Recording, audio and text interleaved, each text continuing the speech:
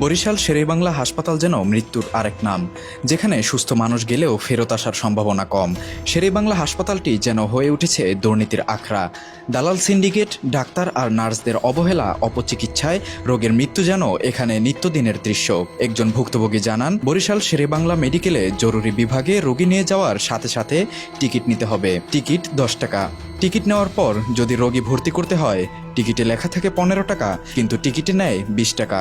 Ticket নেওয়ার পর রোগীকে হুইল চেয়ারে করে ওয়ার্ডে নিয়ে গেলে 100 টাকা, আর রোগীর অবস্থা খারাপ হলে ট্রলি দিয়ে নিয়ে যেতে 200 টাকা।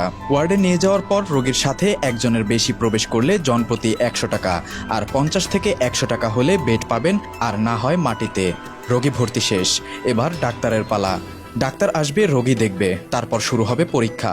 প্রথমে কমপক্ষে 4টি পরীক্ষা, সাথে 1 বস্তা স্যালাইন এবং কিছু ঔষধ।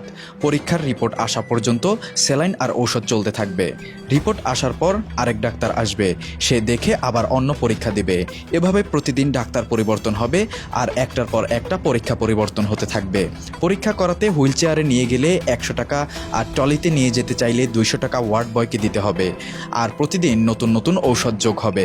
প্রতিদিন রোগীর সাথে দেখা করতে আসলে দারোয়ানকে খুশি করতে হবে। কিন্তু এখানে আমরা দারোয়ান ও আনসারদের সাথে কথা বলে জানতে পারি, কোনো রোগীর লোক কথা শুনতেছে না।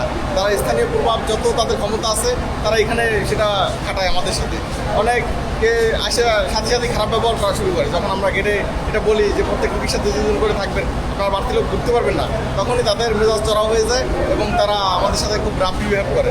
আমাদের এইখানে নিয়ম হলো প্রতিটা রোগীর সাথে একজন করে রোগীর পরিচর্যার জন্য থাকবে। যদি মনে করেন রোগীর অবস্থা বেশি খারাপ হয়, সেক্ষেত্রে আমরা 2 জন করে ঢুকতে দেই। কিন্তু দেখা যাচ্ছে যে একটা রোগীর সাথে 8 থেকে 10 জন আসে, তখন মনে করেন চিকিৎসার অনেক সমস্যা হয়।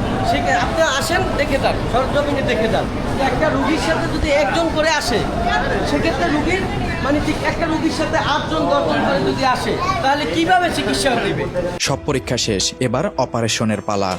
অপারেশন করতে 6,000 থেকে 7,000 টাকার ঔষধ কিনে ডাক্তারের হাতে দিতে হবে, যাহা অফারের যোগ্য।